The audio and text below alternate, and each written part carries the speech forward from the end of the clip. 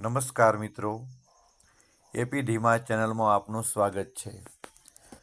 મહાભારતના વન પર્વમાંથી પ્રેરિત ધર્મવ્યાદ ઉપદેશ છે. કૌશિક ઋષિનો ક્રોધ અને બગલીનો ભસ્મ થવો. પ્રાચીન સમયમાં કૌશિક નામના એક યુવાન બ્રાહ્મણ ઋષિ હતા. તેઓ પોતાના તપોબળથી યુક્ત હતા અને તેમને પોતાના તપની સિદ્ધિઓ પર ખૂબ ગર્વ હતો. એક દિવસ તેઓ વૃક્ષ નીચે બેસીને વેદપાઠ કરી રહ્યા હતા. તે જ સમયે એક ઝાડ પર બગલી બેઠેલી હતી. એ એના માથા પર અજાણતા જ વિષ્ટા એટલે કે ચરક કરી. કૌશિક ઋષિનો વેદપાઠ ભંગ થયો અને તેનું ધ્યાન તૂટ્યું. તેઓ અત્યંત ક્રોધિત થયા. તેમણે ક્રોધની નજરે ઉપર બેઠેલી બગલી તરફ જોયું. કૌશિક ઋષિના તપોબળ અને ક્રોધની શક્તિ એટલી પ્રબળ હતી કે તેમની ક્રોધાગ્નિ દ્રષ્ટિ પડતાં જ બગલી બળીને નીચે પડી ગઈ અને મૃત્યુ પામી. આ જોઈને કૌશિક ઋષિને એક ક્ષણ માટે આનંદ થયો કે તેમનું તપ કેટલું શક્તિશાળી છે. પરંતુ બીજી ક્ષણ જ તેમને જીવ હત્યાનો પસ્તાવો પણ થયો. ત્યારબાદ કૌશિક ઋષિ ભિક્ષા માટે નજીકના નગરમાં ગયા. એક ઘરમાં જઈને તેણે ભિક્ષા માટે અવાજ કર્યો. તે ઘરમાંથી સ્ત્રી બોલી કહ્યું, "ઊભા રહો બ્રાહ્મણ મહારાજ, હું ભિક્ષા લઈને આવું છું." બીજા દરવાજેથી તેનો પતિ ઘરની અંદર દાખલ થયો.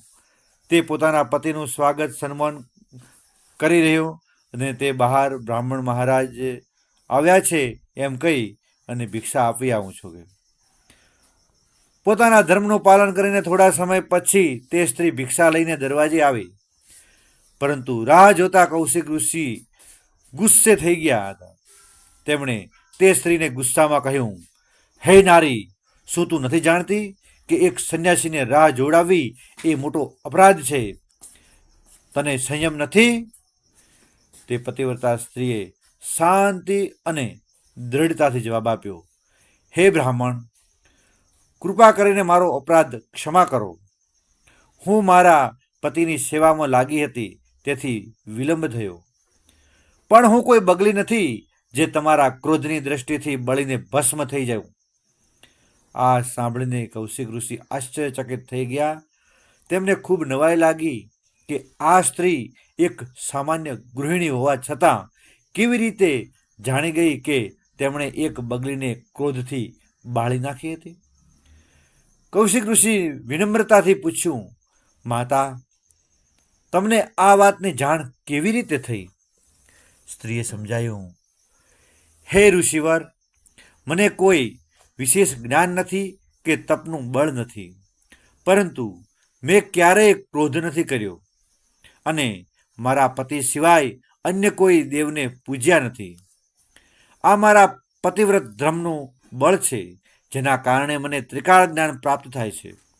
તમે તમારા તપનો ઉપયોગ ક્રોધમાં કર્યો, તેથી તમારું તપ ઘટી ગયું. ક્રોધ એ તપનો સૌથી મોટો શત્રુ છે." પતિવ્રતા સ્ત્રીએ કૌશિક ઋષિને વધુ ઉપદેશ આપતા કહ્યું, "હજુ પણ તમને ધર્મના ગૂઢ રહસ્યોનું જ્ઞાન થયું નથી. માત્ર વેદપાઠ કર્યા છે, પરંતુ ધર્મનું આચરણ નથી કર્યું. તમે ધર્મવ્યાદ નામના એક જ્ઞાની માણસ પાસે જાઓ.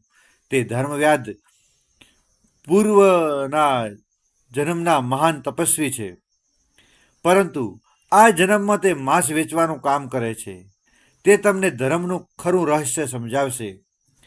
કૌશિક ઋષિ પોતાના અભિમાનનો ત્યાગ કરીને વિનમ્રતાથી તે પતિવ્રતા સ્ત્રીના ચરણોમાં નમ્યા અને તેમની આજ્ઞા માનીને ધર્મવ્યાદને મળવા માટે નીકળી પડ્યા.